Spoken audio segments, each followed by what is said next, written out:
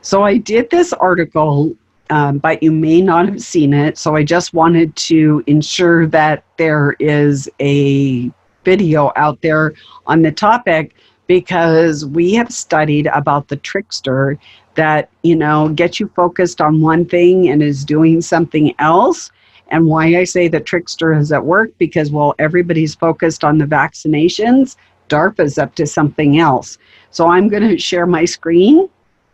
And so this is a program that was started on December 4th.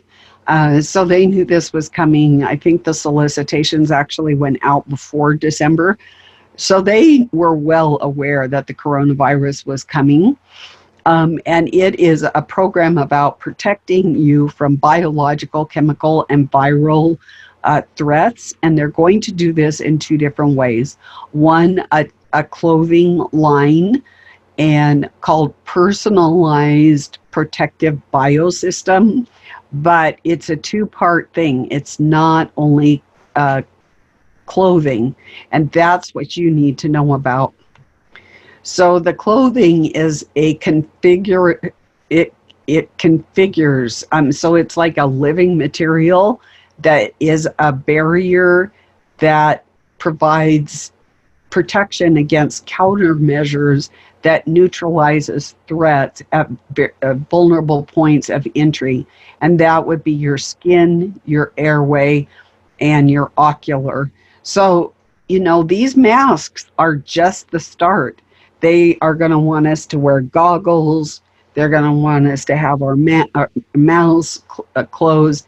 And then we're going to have this clothing. So we're basically going to be looking like a Muslim woman. We're going to have our chemical, biological, and burqa on if we're terrified of pathogens.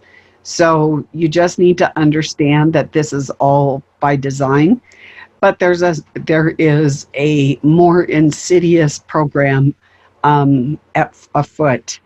The second part of the program uses synthetic biology, and it changes your body and the tissue barriers that God has given you. And so barriers were given by God to keep us safe, but these barriers are being degraded by science.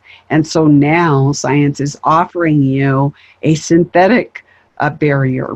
So there's a wave of SynBio right now. You can buy SynBio plants right now, but this particular program that DARPA is talking about is going to use bacteria, and it's similar to what happens in a bioreactor or a fermenter in a factory or a warehouse, but now it's going to be introduced into your microbiome. That's your gut bacteria.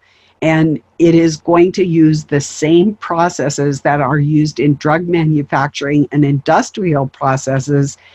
And you are literally going to become a synthetic factory. So you will no longer, the bugs in your intestines would no longer be human-like bugs. They would be totally synthetic. And what's even more troubling about this is that your body becomes a factory manufacturing the compounds that promise to protect you. So this is basically not new.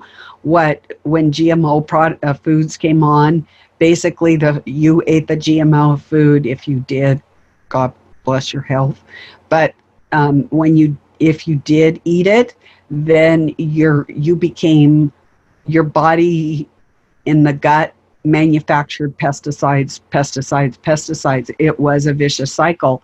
And now they're going to introduce something else that will supposedly protect you from all pathogens and chemicals. So knowing DARPA's proclivity for swarming things, these microorganisms could technically take over your body. And you need to understand the microbiome impacts every part of your body. your emotions, your organs, your blood, your digestion, your brain function, if you're happy, if you're sad, your emotional state. It affects every single thing. And with this the synthetic system, you actually become a synthetic entity. Now, how does that impact the soul and the spirit? I really don't know, because this is a totally synthetic process. They are introducing into your body a synthetic system, and then you become this synthetic being, basically. So it's based on these organisms that can live on you or in you. And they're now, see, the organisms being synthetic, they could be like part Nephilim, they could be part robotic, they could be part anything. They don't necessarily have to be like a God-given organism. And in fact, it won't be a God-given, because it is they're completely foreign and synthetic. And they lived in a commisal relationship. That kind of means like I scratch your back, you scratch my back, or a symbiotic relationship where it's good for both parties. But that's not the case with these particular bugs, really, because it is a one-sided symbiotic relationship, not a true commisal relationship. And so basically DARPA is going to engineer and gene edit these ancient entities that they plan to make ubiquitous and protect us, and they can produce in our body. Once they're in there, they can produce antibodies, vaccines. So you don't have to get a vaccine anymore. They are going to introduce organisms into your body that will make a vaccine. Compounds that interact with bacteria and viruses and even chemical agents and different enzymes. Once again, supposedly breaking them before they can hurt us. So there is, they do have to put a kill switch, but the thing is, do they really kill the bacteria or do they kill us? That's a question that still needs to be asked. These organisms can enter your body different ways, through the eyes, through the nose, through the mouth, and through the skin, just so you know. And they will be in a plug and play format. It will be rapid. They will start taking effect within minutes, and they will be long lasting for up to 30 days of protection. I would say that that's the beginning of stage, and then they will just be a permanent thing. They will have these toggle switches for activation and deactivation within the body. So who controls that activation and deactivation?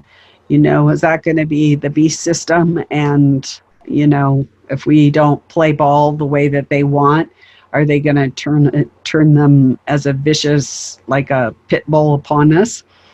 I don't know. So they look at this personal protective biology as a living solution. And the program is 5 years long. And by the end of the 5 years, which is in 2025, all humans will be symbiotes. So that's a really scary thought. And so they are soliciting teams that are multidisciplinary, with expertise in nanocomposites, smart textiles, smart molecular and nanoscale sorbents, commensal organisms, gene and protein expression systems, your immune system, metabolimics, and medical device development. And so they are also strongly encouraging the teams that are going to be developing this to work across diverse fields and with industry partners, and be familiar with the FDA or the equivalent regulatory approval. And I find that really interesting. So the FDA is kind of being phased out. And so who is this equivalent regulatory approval? Is this already the World Health Organization, the United Nations? Anyway, that's what's coming your way.